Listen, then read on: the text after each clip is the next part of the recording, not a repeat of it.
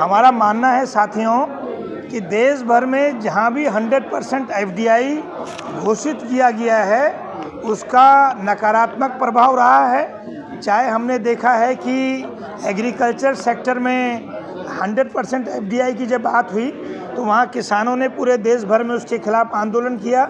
इसी तरह से रियल इस्टेट और रिटेल बिजनेस में भी इसका पूरा विरोध हुआ है। और इंश्योरेंस सेक्टर के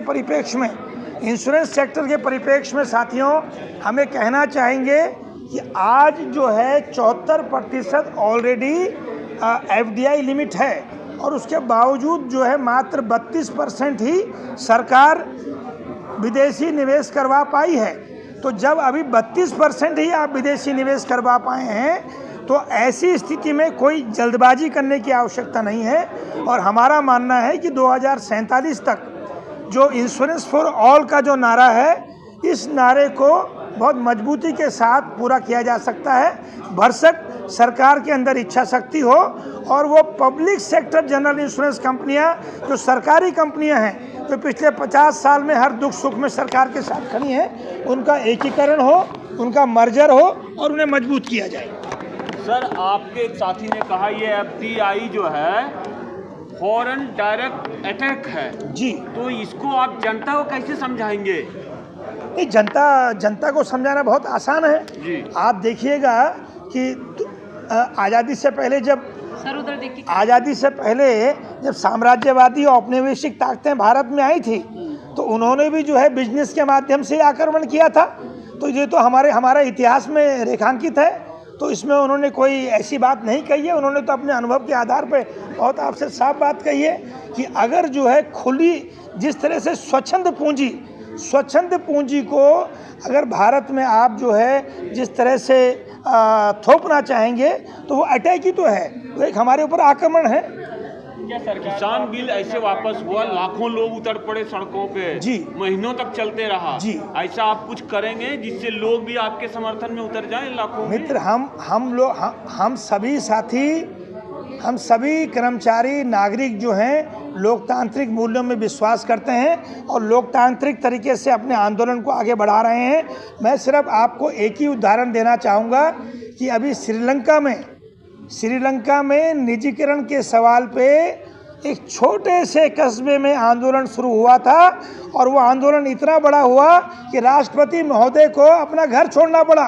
तो आने वाले समय में ये आंदोलन, ये पूरा जो आंदोलन है ये कब विस्फोटक हो जाएगा अगर सरकार इस ओर संवेदनशीलता नहीं दिखाती है, ये आप अच्छी तरह समझते हैं। मोदी जी छोड़ के जाएंगे?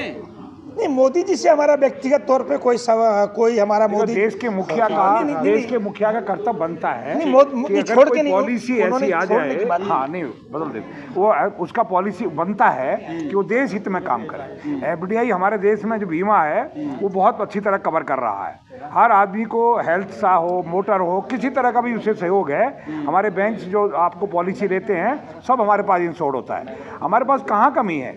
तो जब इतना सारा हम प्रॉफिट दे रहे हैं, इस बार हमारा जीआईसी ने खूब अच्छा प्रॉफिट दिया है, फिर भी हमें एफडीआई को लाने की जरूरत क्या थी? हमें खत्म करने के लिए क्यों आया? और हम तो एक बात आपसे कहना चाहेंगे, साथी ने मोदी जी के बारे में बात की है तो मोदी जी के बारे में हम एक बात कहना चाहते हैं कि मोदी जी हमारे देश के सम्मानित प्रधानमंत्री हैं। हम तो सिर्फ इतना कह रहे हैं कि मोदी जी जो भी भाजपा का घोषणा पत्र है या जो मोदी जी के वादे हैं वो मोदी जी पूरा कर दें। हमारा मोदी जी से कोई सवाल नहीं, हमारा मोदी जी से कोई किसी तरह का व्यक्तिगत वो नहीं है। आज जो रेजोल्यूशन पास हुआ है आप लोगों का, उस पर संक्षेप में बता देंगे। एक चीज मैं बता दूं, जब भी वादवा जी जैसा कि आप पूछ रहे हैं कि हमारा मेन मकसद यहाँ एफडीआई था। गवर्नमेंट चाहती है कि 100% एफडीआई हो। जब 74% ऑलरेडी एफडीआई है और फॉरेन जो हमारे क्या कहते हैं यहाँ पे डेलीगेट्स हैं या फॉरेन कंपनीज हैं वो आज 32% पे ही काम कर रही हैं, तो ये 100% के लिए आज गवर्नमेंट क्यों इतना जोर देना चाहती है? पहले 74% तो कंप्लीट कर लो। हम अभी जो बाहर से कंपनियां आ रही हैं वो यहाँ सर्वाइव कर रही हैं या नहीं कर रही हैं, कुछ कंपनियां छोड़ के भी भाग गई हैं। 32% तक पहुँचे हैं 74% के अगेंस्ट में, और आज आप 100% करके क्या दिखाना चाहते हो? क्या फॉरेन से एक्सेप्ट करना चाहते हो? बाहर की कंपनियां यहाँ पर आपके सोशल वर्क के लिए नहीं आएंगी, सोशल इंश्योरेंस के लिए नहीं आएंगी। जैसे कि अभी बताया गया, हमने बड़ा क्लियरली कहा, एग्रीकल्चर बीमा है, स्वास्थ्य बीमा है। मोदी जी ने जो बीमे लॉन्च करे, कोई भी प्राइवेट कंपनी या फॉरेन कंपनी इसमें पार्टिसिपेट नहीं करती है, ओनली पीएसयू यूनिट ही पार्टिसिपेट करता है। वरना ये प्राइवेट कंपनी है, अपनी जो पेनल्टी होती है आईआरडी की, गवर्नमेंट की, वो पेनल्टी पे करने को तैयार है, लेकिन participation for the social welfare बिल्कुल कोई काम नहीं करते हैं। इसलिए हमारा अपोज है कि आप 100% एफडीआई करने के बाद चाहते क्या हो? हम काम कर रहे हैं ना, प्रॉफिट दे रही है। करंट पे क्यों ध्यान दिया जा रहा है सरकार? ये राजीव जी जवाब मैडम, राजीव जी हमारे कॉन्फ्रेंस के नेता हैं ऑफिसर्स के। आप जो एफडीआई की बात कर रहे हैं, ये जो लोग जी ने भी बताया है, इसमें एफडीआई का केवल लाने का काम ये मोदी गवर्नमेंट का नहीं है जो आप पूछ रहे हो, ये एनडीए गवर्नमेंट का नहीं है। ये जिससे पहले भी जितनी गवर्नमेंट आई सभी ने, जब 20% आया, आपके पास 49% किया, 74% किया, आप 100% की बात कर रहे हैं, सभी गवर्नमेंट कर रही हैं, सभी चाहती हैं। ये केवल विदेशी दबाव में है कि विदेशी कंपनियां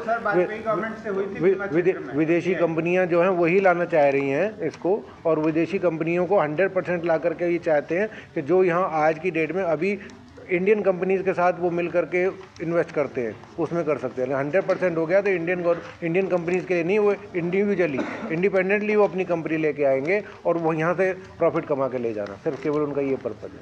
ठीक है, वाजपेयी जी की जहाँ तक आपने बात की है, मित्रों, मैं बहुत ईमानदारी से कहना चाहूँगा कि हम सभी श्रमिक संगठनों की और श्रमिक आंदोलन के दबाव की वजह से पिछले 35 सालों से हमने इसको रोके रखा है, इसकी रफ्तार को हमने धीमे रखा है, और हम उम्मीद करते हैं कि आम जनमानस और आप सभी मित्रों के सहयोग से आगे भी संघर्ष करेंगे और इसको पीछे की ओर धकेलेंगे। तो संक्षेप में आज जो रेजोल्यूशन हुआ है उस पर कुछ बताओ। वाधवा जी, रेजोल्यूशन हिंदी में बता दे, कुछ पॉइंट। आप बीच में बैठे, आप ही बता दीजिए, सबसे बढ़िया। नहीं, इसमें रिजोल्यूशन में हमने ये मेन हमारे यही है कि एफडीआई का हम लोग विरोध करेंगे, और एफडीआई के विरोध के लिए हम अपने संगठन के जितने भी संगठन हैं सभी लोग इसमें शामिल होंगे और एकता दिखा करके इसमें लड़ाई लड़ेंगे, उसको रोकेंगे। दूसरा हमारा जो है रेजोल्यूशन पास हुआ है वो इसलिए हुआ है कि हम डिमांड कर रहे हैं कि जितनी public sector general insurance companies हैं इनको मर्ज किया जाए, और इनको मर्ज करके एक हमारा मोनोलिथिक कंपनी हो, ताकि हम लोग प्राइवेट कंपनियों के साथ मुकाबला कर सकें और हम लोग अपना जो हमारा इंटरनल कंपटीशन है वो ख़त्म हो। क्योंकि आज की डेट में हमारी 4 public sector general insurance companies हैं जो आपस में एक प्राइस वार रहता है उसमें, और हम इंटरनल कंपटीशन करते हैं, उससे हम ना करें और हम दूसरी प्राइवेट कंपनियों से लगें, उससे हम इस एफडीआई को भी जीत सकते हैं। और एक निवेदन और करना चाहेंगे, जहाँ तक रिजोल्यूशन की साथी ने बात की है कि अभी तो ये आंदोलन जो है हम सभी कर्मचारी संगठन इसका विरोध करते हैं, लेकिन आवश्यकता पड़ेगी तो हम आम जनमानस के साथ भी संवाद स्थापित करेंगे और एक बड़ा जन समर्थन जो है इसके पक्ष में। इसमें एक रिजोल्यूशन और हमने इसमें लिया है कि 2018 में जब अरुण जेटली जी फाइनेंस मिनिस्टर थे तब वो प्रस्ताव लेकर के आए थे, यही एनडीए गवर्नमेंट प्रस्ताव लेकर के आई थी कि 3 कंपनियों को मर्ज कर दिया जाए। उस प्रस्ताव को क्यों नेगेट कर दिया गया, उसके आगे बढ़ाया जाए और ये कंपनियों को वो किया जाए। सर, मार्केट जो है इंडिया का बहुत बड़ा है, अगर मार्केट जिस हिसाब से मार्केट है, अगर ज़्यादा कंपनियां होती है तो कवरेज भी ज़्यादा होगी। अगर देखा जाए तो जन जन तक पहुंचने की जहाँ तक आप बात कर रहे हैं, प्राइवेट कंपनियों के किसी के भी ऑफिसेज आपके मेट्रो सिटी से बाहर नहीं है। जन जन तक पहुंचने के लिए केवल public sector general insurance companies हैं जो जन जन तक पहुंचती हैं। ये केवल पूंजीपतियों का बिजनेस करते हैं या आपके फाइनेंशियल सेक्टर का बिजनेस करते हैं, प्रॉफिटेबल। मित्र मैं आपके एक बात का जवाब देना चाहूँगा कि पिछले 3 साल के आंकड़े हैं कि टाइप 4, टाइप 5 और टाइप 6 सिटीज़ में प्राइवेट कंपनीज ने पिछले 30 सालों में मात्र 88 ऑफिस खोले हैं। उनके पिछले 5 सालों में मात्र 88 ऑफिस खोले हैं। और दुर्भाग्य इस बात का है कि पिछले 3 सालों में पब्लिक सेक्टर जनरल इंश्योरेंस में ये निजी कंपनियों द्वारा और डीएफएस के कुछ चुनिंदा अधिकारियों द्वारा दबाव बना के हमारे 2000 ऑफिस बंद कर दिए गए, जो कि बहुत बेहतर तरीके से काम कर रहे थे। तो प्राइवेट कंपनियां सिर्फ मुनाफाखोरी उनका जो है मुख्य लक्ष्य है, और जो A class B class cities में ज़्यादा वो लोग स्थापित हैं। आपका एक तरफ से ये भी कहना है कि जो सर्विसेज प्राइवेट कंपनियां प्रोवाइड करती हैं वो सरकारी कहीं ना कहीं नहीं कर पाती। इस बारे में एक मिनट कमेंट, इस बारे में मैं निवेदन करूंगा, आप सभी पत्रकार बंधु प्रबुद्ध लोग हो, भारत सरकार द्वारा IRDA की एक साइट है, आप IRDA की साइट में देखें कि क्लेम रेशियो, बीमा क्लेम निष्पादन उसमें सबसे बड़ा जो पॉइंट है, आप उसमें देखेंगे तो आप उसमें देखेंगे कि जो ग्रीवेंसेज हैं, आप जो कस्टमर की बात कर रहे हैं, कस्टमर का ग्रीवेंसेज प्राइवेट के अगेंस्ट है, क्योंकि रिजेक्ट प्राइवेट कंपनी क्लेम करती हैं, public sector general insurance company claim reject नहीं करती, और हमारा सेटलमेंट रेशो ज़्यादा है, हमारा सेटलमेंट और हमारा ग्रीवेंसेज नील है प्राइवेट कंपनी के मुकाबले। ये IRDA की रिपोर्ट में है, IRDA की रिपोर्ट में है कि हमारा क्लेम रेशियो प्राइवेट कंपनी की अपेक्षा के कंपैरिजन में ज़्यादा अच्छा है, और साथ ही जैसे राजीव जी ने कहा कि हमारी ग्रीवेंसेस जो हैं प्राइवेट कंपनियों की अपेक्षा जो है बहुत नगण्य हैं। आपका मैक्सिमम जनमानस जो है ना गांव में रहता है, खेती पर ज़्यादा निर्भर करते हैं, तो ये प्राइवेट कंपनियां जो मेट्रो सिटी या मेन सिटी में गांव की तरफ जाती नहीं, फसल बीमा की तरफ नहीं जाती, जो ऐसे जो आपकी सरकारी योजनाएं हैं उनमें से आप बताइए कौन सी प्राइवेट कंपनियां हैं जो उनके अंदर आपसे इंश्योरेंस कर रही हैं। एक बात और नोट कीजिए, जितनी फॉरेन कंपनी है जब 70% या 50% नहीं कर पा रही है। दूसरी चीज जो हमारा सोशल इंश्योरेंस है, जो गवर्नमेंट का जितना इंश्योरेंस है, कोई भी क्या कहता है फॉरेन कंपनी उसको एक्सेप्ट करने को तैयार नहीं है। वो सब पब्लिक सेक्टर कंपनियों के सर पर आता है, जहाँ लॉस होता है वो जानती हैं, वो पेनल्टी देने को तैयार हैं, लेकिन वहाँ इंश्योरेंस के लिए ना तो अपना ऑफिस खोलने को तैयार है, ना ऑफिस अंडरटेक करती हैं, ना इनको देती हैं। लेकिन आप लोगों ने जो मांगे उठाई हैं, अगर सरकार नहीं मानती आप लोगों की मांगे, तो एजिटेशन करेंगे, आंदोलन है, मजदूर के पास और क्या है, आंदोलन को तेज किया जाएगा। ये साथी हमारे भाई आम जनमानस को लेंगे, ये जो पॉलिसी हम चाहते हैं थोड़ा ये आम गरीब के लिए बीमा है। कॉमरेड्स मेरा निवेदन है, उन लोगों को बताएंगे कि आप लोग इधर भेज दीजिए। हाँ, तो उन लोगों को एजेंट जो है उनको साथ ले लेंगे। हाँ, उनको हम साथ लेंगे और वो सब साथ हैं, वो साथ। अब माइक में क्योंकि बार-बार फिर एक साथ सारे नहीं यही बोले कि 15 लाख से ज़्यादा एजेंट जो हैं इन संगठनों के साथ जुड़े हैं, और तकरीबन हमने कहा कि 40 करोड़ से ज़्यादा उपभोक्ता पॉलिसी होल्डर्स इनके साथ जुड़े हैं। सवाल इस बात का है कि ईमानदारी के साथ उनके साथ संवाद स्थापित हो और जो सच है ये उन तक पहुंचाया जाए। तो ये एक लक्ष्य हमारे सामने है, और आज के कन्वेंशन के बाद हमारे साथी पूरे देश भर में आम लोगों तक इस बात को पहुंचाएंगे, और हम उम्मीद करते हैं कि सरकार जो है इसके प्रति जिम्मेदारी से जो है हमारी तमाम जो मांगे हैं इसका संज्ञान लेगी। हम उम्मीद करते हैं कि सरकार संज्ञान लेगी, और अगर संज्ञान नहीं लेती है तो हमें जो है एक बड़े आंदोलन की ओर जाना पड़ेगा, और आपका सहयोग हमें बराबर मिलता रहेगा। ये साथी ताकि आम जनमानस को इसका राहत मिले। प्लीज आप सबका बहुत बहुत धन्यवाद। देखिए दर्शन वाधवा जी और मैडम हमारे बीच में है, मेरा निवेदन है कि आपको थोड़ा सा चलें। बताइए कैसे आप एजेंट्स को साथ लेंगे और फिर एजेंट जनता को साथ लेंगे, ये कैसे करेंगे?